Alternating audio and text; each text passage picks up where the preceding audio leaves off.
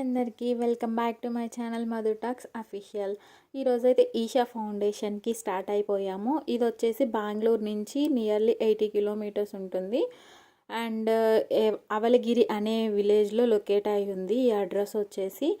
So మనకి వెళ్ళే దారిలో ఏంటంటే చాలా గ్రీనరీగా అనిపిస్తుంది. లైక్ ఏంటంటే ఒక విలేజ్ వైబ్ వస్తుంది అది చూడంగానే. నాకైతే ఆ పచ్చని పొలాలు పచ్చని చెట్లు మధ్య భలే అనిపించింది. సో ఇంకా వెళ్ళగానే మనకి ఏంటంటే లెఫ్ట్ సైడ్లో మనకి ఈషా ఫౌండేషన్ బోర్డ్ కనిపిస్తుంది ఆ విలేజ్లోకి. ఇంకా వెళ్ళే కొద్దీ మనకి రూట్ మ్యాప్ అనేది ఎటువైపు వెళ్ళాలి ఏంటి అని చెప్పేసి ఆ యారోస్ ఉంటుంది. ఊరు మాత్రం చాలా బాగుందండి, పచ్చని పచ్చని పొలాలతోటి. నాకైతే మా ఊరే గుర్తొచ్చింది. అండ్ ఎండ మాత్రం బీభత్సంగా ఉంది. మేము స్టార్ట్ అయ్యేసరికి అరౌండ్ 3 అయ్యింది. సో ఇక్కడి నుంచి వెళ్ళేసరికి 5:30 అయ్యింది. నియర్లీ 2 అవర్స్ పట్టింది. మేమైతే బైక్ మీద ట్రావెల్ చేసాము. అండ్ ఇంకా వెళ్ళంగానే మనకి ఇది యోగి అని చెప్పేసి బోర్డు కనిపిస్తుంది. మనకి ఇంకా అక్కడ స్టే చేయాలంటే రిసార్ట్స్ ఉంటాయి, లేదు పైకి వెళ్ళాలనుకుంటే బస్ కూడా అవైలబుల్గా ఉంటుంది. అండ్ దాంతోపాటు ఏంటంటే మనకి రూట్ ఎలా ఉంటుందంటే మన కొండపైన మనం తిరుమల ఎలా వెళ్తామో ఘాట్ రోడ్డు, సో సేమ్ అలాగే ఉంటుంది. మీకు అక్కడికి వెళ్ళడానికి బస్ ఫెసిలిటీ ఉంది, లేదు అనుకుంటే ఆ ఊరు దాకా వచ్చి అక్కడి నుంచి మీకు ఆటో ఫెసిలిటీ కూడా ఉంటుంది.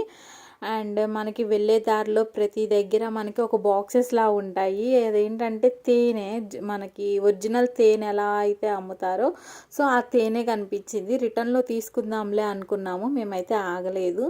అండ్ ఫైనల్గా అయితే ఈషా ఫౌండేషన్కి అయితే ఎంటర్ అయిపోయాము. ఇది వచ్చేసి మన మెయిన్ ఎంట్రన్స్.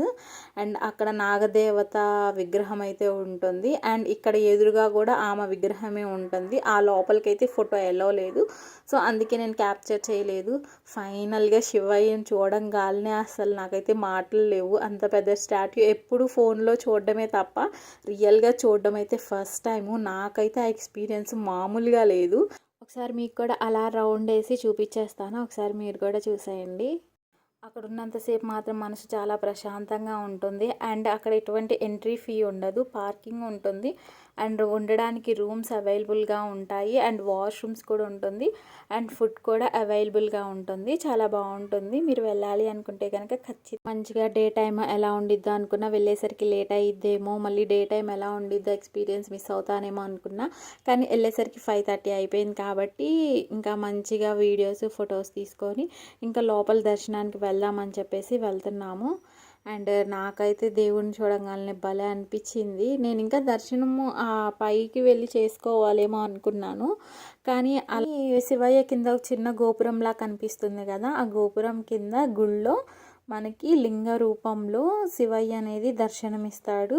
సో మేమైతే ఇంకా దర్శనానికి బయలుదేరిపోయాం లోపలికి.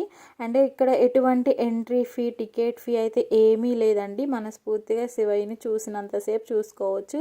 అండ్ అంత పెద్ద శివయ్య ఉన్నప్పుడు ఎదురు నందీశ్వరుడు లేకపోతే ఎలాగా, మనకి ఎదురుగా నందీశ్వరుడు విగ్రహం కూడా ఉంటుంది.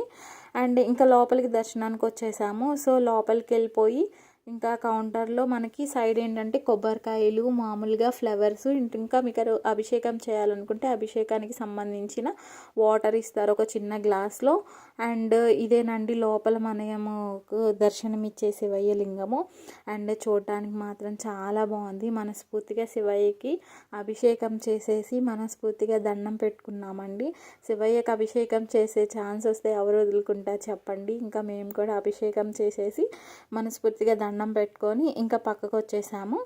అండ్ ఇంకా పక్కనే మనకి ఏంటంటే ప్రసాదాల కౌంటర్ ఉంటుంది. ప్రసాదాలు తీసేసుకొని ఇంకా మేమైతే నైట్ వ్యూ కోసం అయితే వెయిట్ చేస్తున్నాము. ఇది వచ్చేసి నైట్ వ్యూ. ఇంకా డ్రోన్ షో జరుగుతుంది. సో అది ఎలా జరుగుతుంది ఏంటి అని నెక్స్ట్ వీడియోలో చెప్తాను. వీడియో అయితే బాయ్, నెక్స్ట్ వీడియోలో కలుద్దాం.